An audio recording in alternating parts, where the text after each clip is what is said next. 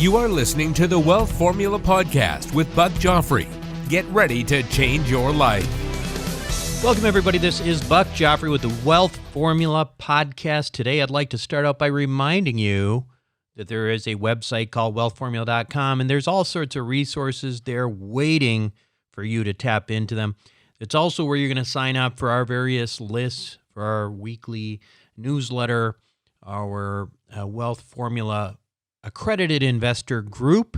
It's also where you can go to potentially sign up for Wealth Formula Network. That starts with a course, and it turns into our private community that does bi-weekly phone calls on Zoom. We do these video calls. We look at each other and smile. And also, it's actually a really good time. We have a really nice little online community there. You can also check that thing out at wealthformularoadmap.com. One more thing, it's far out from right now, but I've had a lot of requests for people who are interested in coming to the next Wealth Formula meetup. That next meetup is going to likely be not 100%, but I would say save your date at this point because it's very likely to be on March 14th. That's a Saturday, so it would be March 13th and 14th. And that is very likely to be in Phoenix, Arizona at this point. I will get back to you, but those dates are pretty solid. Whether we do it in Phoenix and Dallas, not as solid, but I'm thinking it'll probably be Phoenix.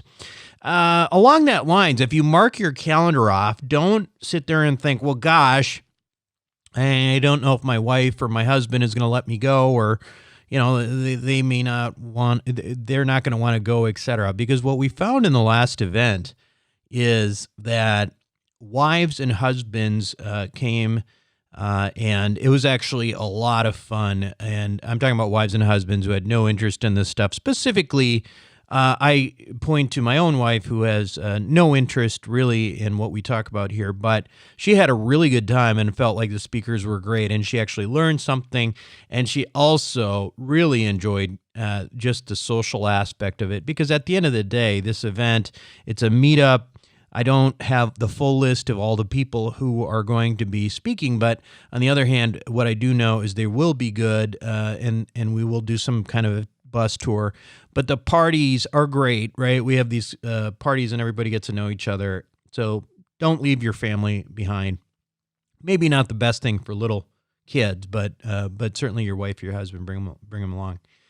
Let's talk about today a simple question. And simple questions sometimes can have a lot of complexity around the answers. And let me give you a very good example of that.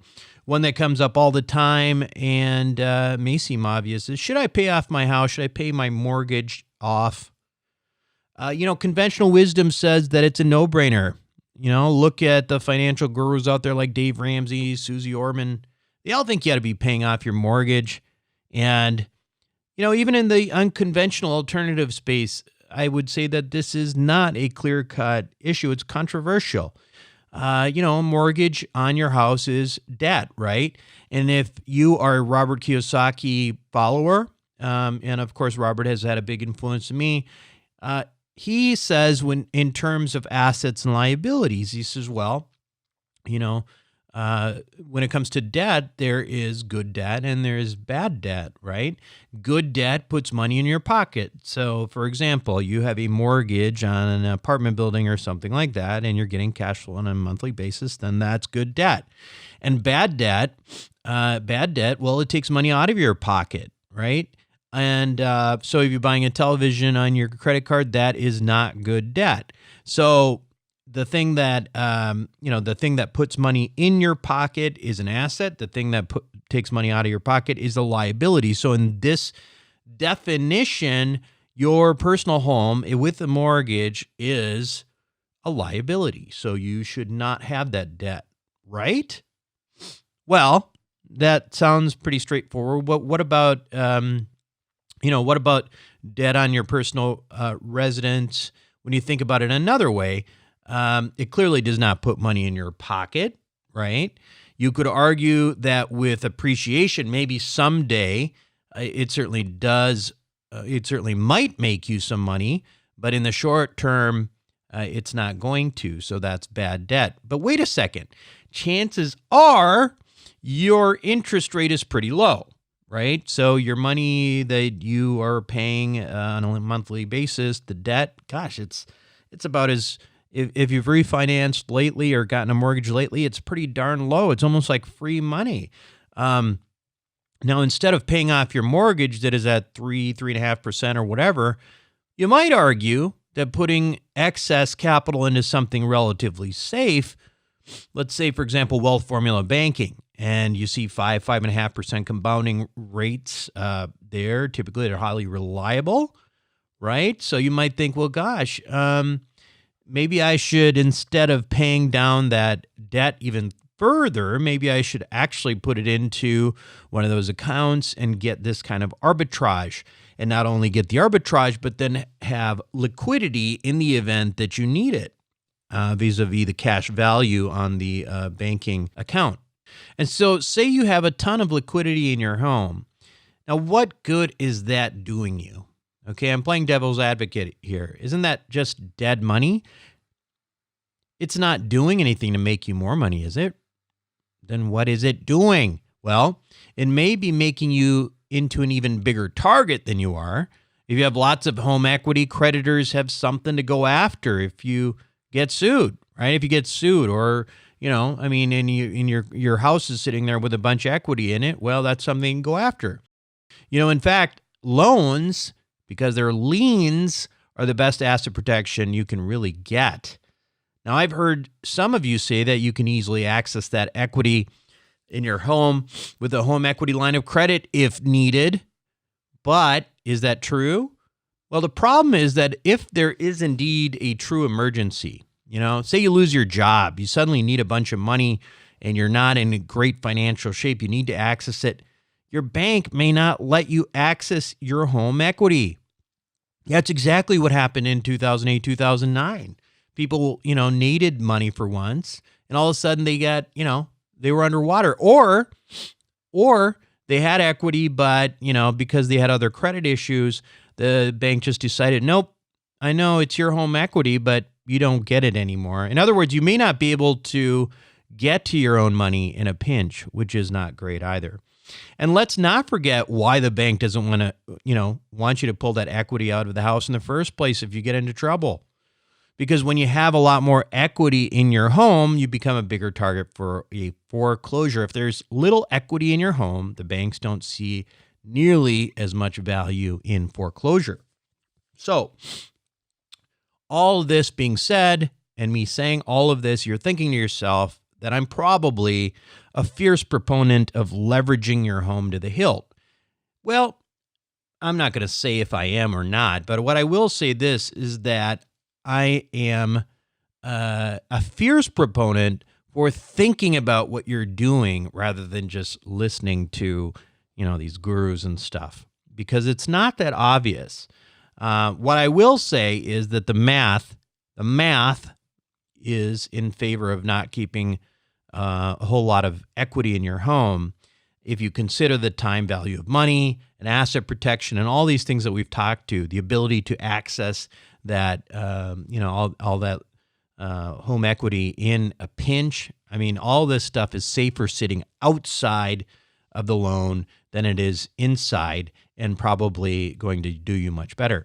But that's my opinion. I'm not giving you financial advice, so don't do anything unless you feel like it's your, somebody else who's qualified to make those recommendations to you does so, or you just think, well, gosh, that makes sense, and let me think about this more, and that's a decision I'm going to make. Because once you get past the math, the truth is that the rest of this is psychological, right? It's completely psychological, and that's why I will say that I don't think if you're keeping a bunch of home equity in your house, you're being stupid. Understand that when it comes to debt, psychology often supersedes math, and that's okay. Again, the most important thing and what we advocate for in the wealth formula community is to think. Now, what if there was a way to access your home equity without borrowing, without creating debt? I mean, now that sounds interesting, right? Even if you don't like the idea of having debt on the place you live, what if you could sell part of the equity in your home and not have payments to worry about. So, in fact, there is a relatively new product out there known as home equity contracts that could potentially allow for you to, in this sense, have your cake and eat it too. Anyway, that is the topic for this week on this week's Wealth Formula podcast. And when we come back, we're going to talk to a guy by the name of Matthew Sullivan, who is right in the middle of this new financial product and can tell us all about it. Welcome back to the show, everyone. Today, my guest on Wealth Formula podcast is Matthew Sullivan. He's been on the show once before. He's the director, full-time chief executive officer of Quantum One Incorporated. Matthew has actually started a number of real estate companies in the past before Quantum One, and has utilized fintech significantly in the last 10, 20 years. He's also worked with Richard Branson at one point on his corporate finance team on a number of high-profile projects. So he is a guy who is definitely on the move. Matthew, welcome back to the show. Thank you, Buck, for having me. It's a pleasure to be on. So, it's been a while, and just kind of reacquaint everyone with you and remind me myself. But let's start a little bit about your background. Tell us about that path from, going from Richard Branson's corporate team to real estate, and how ultimately that led to Quantum One. That is a chasm to cross in terms of Uh-huh. I wish the two were related, but my time with Richard was in the late 90s. So that was a while back, actually, but it's still very much fresh in my mind in terms of the energy and the excitement that one used to feel working around him. Sure. It was, I think, really, real estate has been something that I've always been very interested in, but never really got terribly involved in until I moved to the States, which was about 6 years ago. And my first venture in real estate over here was to set up a crowdfunding company, which was taking advantage of all of the changes in the securities regulations, which Sure. came through the Jobs Act. Mm-hmm. So that was my first real sort of baptism by fire in terms of bringing real estate projects to people via online financial platforms. Right. What is that company called? Crowd Venture. So Okay. crowdventure.com. So it's still there. It's the primary real estate play is Quantum RE, which, as you can see behind me, thanks to the glorious technology provided by Zoom. So thank you, chaps. Yeah. It's an interesting technology. I mean, like I said, we were thinking about trying it myself, but I'm likely to blow myself up in the process or something.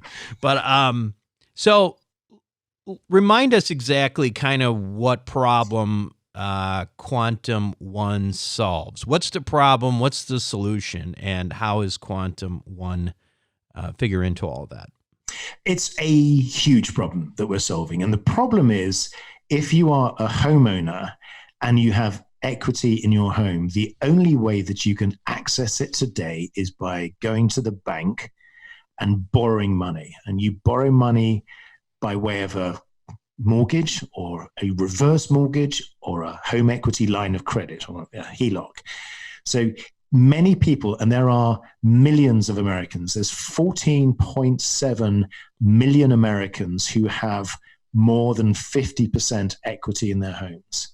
So equity is a non-financial asset. It doesn't generate cash. You can't spend it. And most Americans have the bulk of their wealth, as I'm sure you know, tied up in the equity in their home. So the real problem is, if I'm worth all this money, how do I get my hands on it? And the current solution, which I don't think is acceptable at all, is I have to go back to the bank and borrow money secured by that equity, which means I have to go back into debt, and I've got the prospect of monthly payments. And if something goes wrong, then I have to, I run the risk of my house being foreclosed because I can't pay the mortgage. So we solve that problem at Quantum RE, by enabling homeowners to sell some of the current and potential future value of their home for cash today, and they can spend that money on whatever they want. And the best part is there is no debt, there's no monthly payments, there's no interest to pay. So it's completely different to borrowing money from the bank. Let's talk about sort of the real time play here. Say I'm a customer coming in, and I love the idea. Is this something that's done completely online? Take us through the process.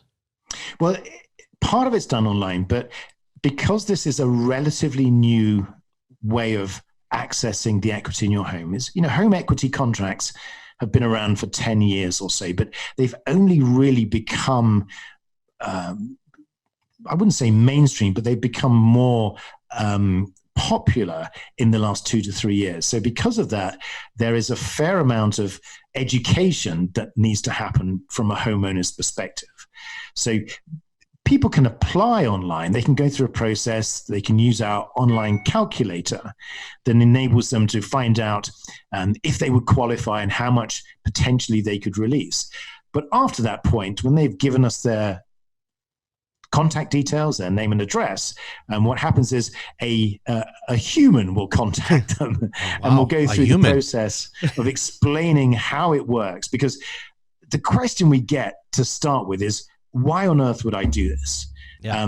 And then at the end of the conversation it's why wouldn't I do it? So, what we do is we take people through the process. We explain to them how it works and what the contract is, and find out if it's something that so let's do that. Let's do that. I'd say, okay, say I'm in, say I'm in California. I've got $1 million. Now, is this available to people who have mortgages but also have equity, or do you have to own your home? There are a number of programs that are available in 31 states. And those programs enable people that have mortgages and don't have mortgages to access some of the equity in their homes. Okay, so let's just, as an example, say I'm living in California. I have $1 million of equity in my home, and there's a mortgage on it. Let's take it from there. Say I want to go in and get some preliminary ideas on how much equity I could, quote unquote, sell to you. Yes. So how would I do that? Well, the first question is, how much is your house worth? Because if you've got $1 million worth of equity, say it's worth $2 million. So half of your home is held is debt, and the other half is equity. So that's a great place to start. Mm-hmm. So there are a number of programs that we work with. Some of the programs are programs that we provide capital, but the most important thing is to be able to provide a solution to the homeowner. So at the moment, we also have a partnership with another company that acts a bit like the Expedia of home equity contracts. So we have access through that relationship to a wider range of contracts. It's a bit like an open sort of systems architecture. Yeah. Sort of like bidding on giving you the, who's going to give you the best terms or whatever. Absolutely. So from your perspective, you would qualify for all of the programs out there because of the amount of equity that you have in your home. So some of the providers look at your credit score because they want an indication that you are likely to be able to continue paying the mortgage that you have. So if we want to narrow it down, if you have a credit score of 650 and above, you would fall into one bucket. If you have 650 and below, you would fall into another bucket. Okay. But let's say that you have good credit. Right. The next question then is, how much would you like to take out? So how much of that $1 million equity would you like to access? As much as possible, let's say. Well, I think then we were looking at the cap on equity is normally 25% or $500,000. Mm-hmm. So the most you'd be able to take out would be $500,000. Okay, $500,000. That's about half. That's 25% of the value of your home. So that's half your equity. So, and the next question then is really, how long would you like to be able to stay in your home? How long are you planning on staying in your home? So that's a tricky one, right? If you're not really planning on leaving until you die. Well, then there are two currently there are two sort of shapes of contracts. One is a 10-year contract, which means you've got up to 10 years to either sell your home or refinance or renew the contract. And there are other contracts available that run for 30 years. So that gives you up to 30 years to sell your home or refinance the contract. And at the end of the 30-year period, you're able to pay off the contract without selling your home. So you can find other ways. But 30 years is a fair amount of time for these types of contracts. Right. So presumably, say if you did 10 or 30 years, what you're talking about there is over a period of time, there will be presumably a reset. Hopefully there's more equity in your home at that point. So exactly. You just start another contract. And the way it works is you are committing to sell a defined percentage of the value of your home and a defined percentage of the increase in value. So anything over and above that is owned by you. So as your house goes up in value over the next 30 years, some of that equity goes to the person or the investor that provided the capital and bought the home equity contract, but the rest of that equity goes to you. And unlike debt, it's defined as a percentage of the value of your home. So if your home doesn't go up in value so much, the amount that you owe doesn't go up so much at the end of the contract. If your home goes down in value, then the provider of the home equity contract also shares in that potential downside risk. So it's very different to debt, where the amount that you owe is constant and it goes up, it stays the same irrespective of whether your house goes up or down. Right. So, so then I guess the next question is, all right. So I know I can get I want $500,000 from this property. I get I go through the process. I find someone who's willing to buy. Presumably, there's an appraisal process. The appraisal process says this is legit. Okay, then I get $500,000. That $500,000 I can do anything with, and I don't have a monthly payment. That's right. And the really interesting thing about that is, from a home wealth management perspective, what you've done is you've sold, and you haven't leveraged, you've sold some of the equity that you own for cash. And what many people do is they take that cash and they invest it in other instruments that generate cash or appreciate faster or in a more diversified way compared to their home equity. So what they're doing is they're using a home equity contract to diversify out of their single concentrated non-cash flowing asset into a range of investments that can provide cash flow or can provide better returns than their home. Tell me what is the risk here? I mean, the risk from the consumer standpoint, trying to break this down. The risk from a consumer's perspective is that they are selling some of the value, the potential future value of their home at a discount. Right. Now, that's not risk. What that is a decision where what they're saying is, I'm going to accept money today in exchange for potential value in the future. Mm-hmm. So there's no risk that something will happen that will completely change that relationship. But that risk is shared by the provider of the home equity contract, because if the house goes down in value, the holder of the contract also shares in some of that downside as well.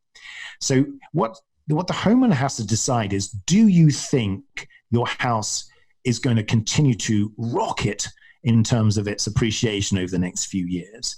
And if you want to hold on to that potential future appreciation and lock into that when you sell your home, then this type of contract is not for you. But if you want to lock into some of that money today and are prepared to sell it at a discount and to give up some of your potential future appreciation, then you get cash today. It's the sort of present value equation. I guess I'm trying to understand, the one thing that's not clear to me is okay, let's say you had a 10-year contract and you've got more equity in your house. You want to stay there. You have no intention of leaving. You say you renegotiate a contract. I'm trying to understand what that contract looks like at that point. Well, that means so in a 10-year contract, there is a certain amount that you owe at the end of the 10-year period. Okay. So that is based on a percentage of the value of your home. So then you have that contract is due and payable at that point. So the next question is, how do you pay that contract off? Now, you can either sell your home, or you can say, well, what do I owe? And the calculation is it's going to be a percentage of the value of your home at that time. So you can decide potentially you might want to take out another contract to pay that off. Yeah. You might like to renew that contract for another 10-year period. And you can do that if there's sufficient equity in your home. Or there might be some other way that you have of paying it off. You might decide at that point, actually, I'll take out a mortgage. I mean, it happens. Yeah. So you have the opportunity to pay it off in a number of different ways. You're not forced to sell your home. Seems to me like the biggest advantage would be for people who really expect to move at some point. And in some ways, it actually provides you a potential hedge for the value of your home. Right? And that's exactly right, because if you think your home is probably not going to get much more valuable than it is today in the foreseeable future, why not take some chips off the table? Because with that money, you can do much more with it than your home is going to do for you. So that's one approach. The other approach is people who have credit issues, people who are unable to borrow money. This is a real lifesaver for them, because they may be sitting on hundreds of thousands of dollars of value in their home, but they cannot unlock it because they simply don't meet the bank's requirements. So this really works very well for those people.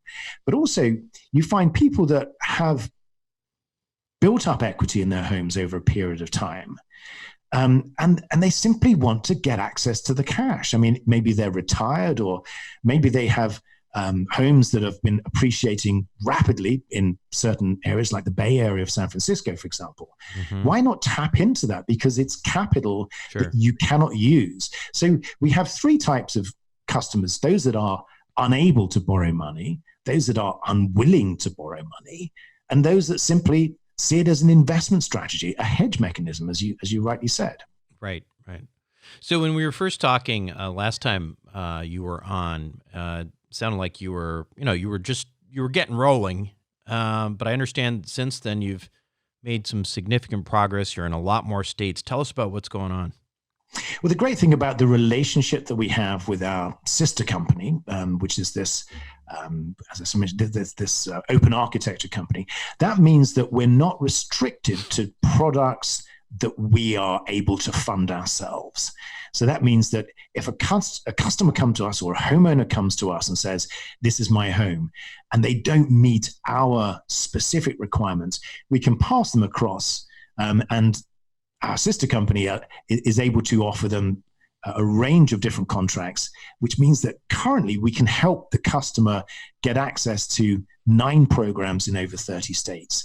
So it's not really important to us right now that the capital has to come from us. The important thing is that we're able to help the customer, because we still maintain that customer relationship. And as we grow, and as the capital sources that we are able to access grows, we will be able to offer more and more programs ourselves. But right now, the important thing is not to say no to customers, but to say yes, even though we're providing them with access to someone else's program. So most people have already are very familiar with the idea of home equity lines of credit, mortgages. Yes. And you called this sort of more generic term. You called it a home equity contract, right? Is this, give me a sense, if you have an idea of like how much this concept is really gathering steam. Is this something that, because most people haven't heard of it, but it sounds like it's certainly a growing area. Is that right? It is absolutely right. And it's funny, there was an article on Bloomberg yesterday that said that homeowners are just not tapping into their home equity anything like they used to, because I think they're afraid of going into debt. And this is all post the 2007, 2008 crash. People are worried that if they get into debt, they're not going to be able to get out if their house prices go down. Mm-hmm. And there are trillions of dollars of available equity I think in the Bloomberg article, it mentions $6.5 trillion that's sitting there that people are afraid to tap into because they just don't want to get back into debt. So the big difference between this and a home equity line of credit or a HELOC and a reverse mortgage or a mortgage is there is no debt component. You simply decide if you want to sell some of your equity, you sell a fixed percentage of the current and potential future value of your home, so that the only thing that goes up or down is the value of your home. The percentage stays the same. And I think that's really far more attractive to homeowners who can say, I know where I'm going. So in other words, if I go ahead and release capital through a home equity contract, I know where I'm going to be in 10 years or 20 years time. There's no mortgage that's going to creep up and I'm not going to get a letter from the bank saying, you've missed a payment, because there are no monthly payments. There is no interest. Interesting. Is there ever a potential role in, I'm just thinking out loud here about this concept, but in a way to even have initial acquisitions that start from the beginning with this kind of co-buying, co-equity model? Yes, there are. There are absolutely, because there's a company out there, Unison, for example, that will invest with a home buyer. Mm-hmm. So what they will do is say, we will put some of our capital in, we will go in with you as partners and help you buy your home. We'll be an equity partner with you. So when you sell your home, a percentage of the proceeds of the equity goes to us as the co-owner. And that's another really interesting development. It's been around for a number of years. It's not something that we do. We're much more focused on helping existing homeowners tap in. But you're right. What we're seeing, though, is this innovation in home finance, which really begins at the home buyer and ends at the homeowner level. And I think, to answer one of your questions earlier, what we're seeing is the tip of the proverbial iceberg, where more and more people are going to be much more involved in accessing their home equity in these innovative ways, because the banks and other financial institutions are beginning to become much more interested in them. And when that happens, they become more mainstream. So over time, there's going to be all sorts of different innovations in the way to access or to buy homes. How about in the case of, we on this show, we have a lot of real estate investors. So people who have real estate, maybe rental homes, duplexes, even apartment buildings. It may not be something that you're doing right now, but it seems to me that target is potentially a huge one, because then you're in a situation where people are doing this kind of thing all the time, right? Where they're leveraging one property to buy another, et cetera. Do you see a role for this? And I presume this is not something that you're doing right now. Well, we do. And the great thing is that we do offer the ability for landlords to access some of the equity that's locked up in their portfolio, for precisely that reason, because it's dead equity to them.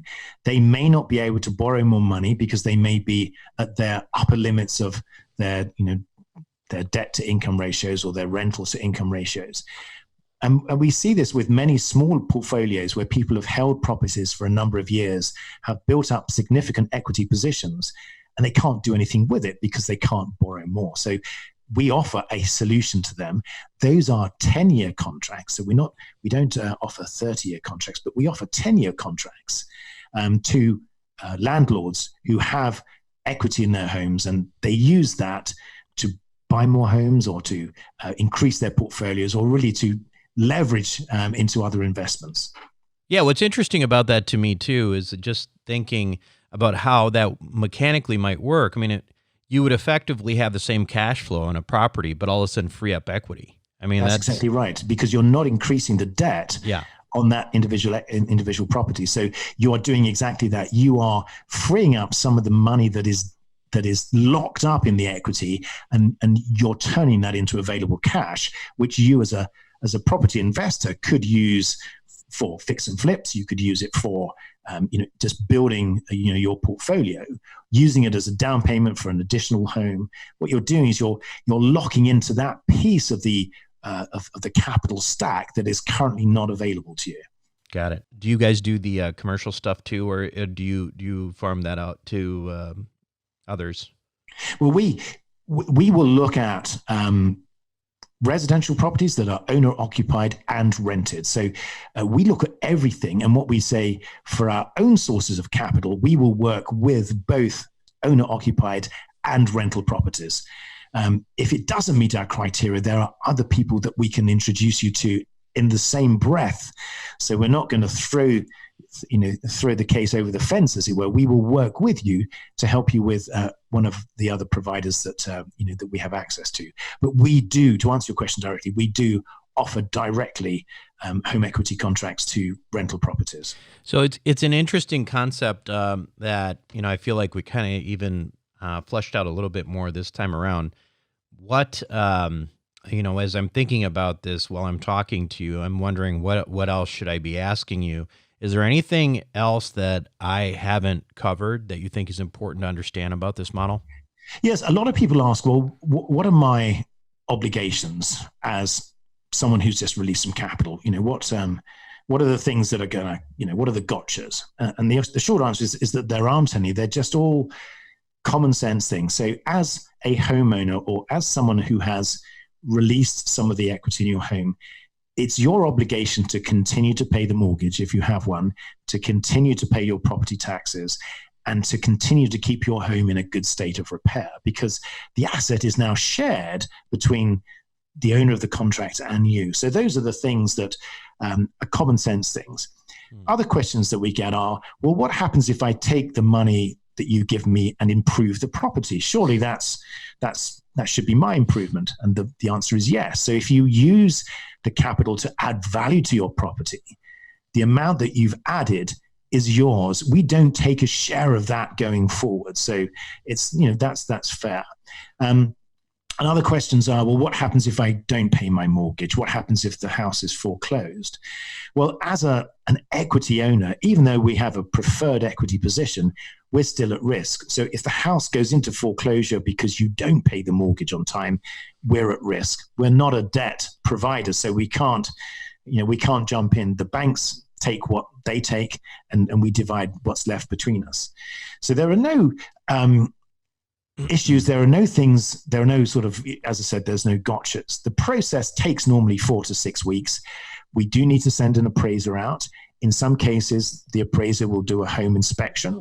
There are some programs that look at your credit score, and there are some that look at it but are not really that bothered by the credit score, depending on how much equity you have.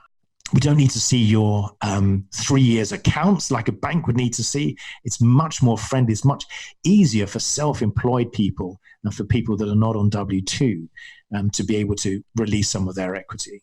Right. And the business, again, is quantum.one. That's QUANTM.ONE. And is there anything else that we ought to know? Well, yes. Well, the website, the company, the actually registered company is Quantum.one Inc. But the name of the platform is Quantum RE. So it's the website is QUANTMRE.com. They all go to the same place. But that's our website. And on the website, you can click on the button that says "I own a home," and there's a calculator that gives you an approximation of how much equity you potentially could release, subject to underwriting and subject to approvals. But we do try and accept as many people as possible that qualify, so that it's not trying to put a camel through an eye of a needle, as it were. There are literally hundreds of these people that are accepted every year. Got it. Well, Matthew, it's been good talking to you. It's always good to talk about the topic of home equity in general. I think it's one of those things that, like you said, a lot of people are programmed to just think that they just need to sell, they need to pay off their mortgage and sit on a bunch of dead money. I'm not of that school myself. So it's good to know that there's other options out there. And we'd love to have you again sometime as this type of marketplace continues to mature, and you can kind of let us know what's going on. And I'd love to come back, and it's very kind of you to invite me back on anyway. So it's been an absolute pleasure being on. Fantastic. We'll be right back. Welcome back to the show, everyone. The concept of home equity contracts, in my opinion, it's fascinating. And if you think about it, it could have significant value for not only your personal home, but as I discussed, for the different uses you could have in investment property is pretty interesting too. I mean, potentially in the situations like that, I'm thinking to myself, if I'm thinking about this properly, I could have the same cash flow, but also be able to access this equity. It somehow seems a little bit too good to be true, and it probably is. But listen, it sounds like a good idea that's worth looking into, particularly I think if you live in a home with a lot of equity and you don't intend to live there for the rest of your life. So, it's this whole concept is new though. And while I encourage you to reach out to Matthew or someone else in this area, if it sounds interesting, I think it's really important to do a much deeper dive before you pull the trigger and really think about all the ramifications. And actually, I would also ask that if you do a deeper dive, I would love to hear about your experience and, what you came back with and what you were thinking about, if you did it or if you didn't do it, whatever. Shoot me an email at buck@wealthformula.com. Anyway, that's it for me this week on Wealth Formula Podcast. This is Buck Joffrey signing off. Thank you for listening to the Wealth Formula Podcast. Visit us on the web at wealthformula.com. The information contained in this podcast are opinions, not fact. As always, consult your own financial team before making any investment. See you next time.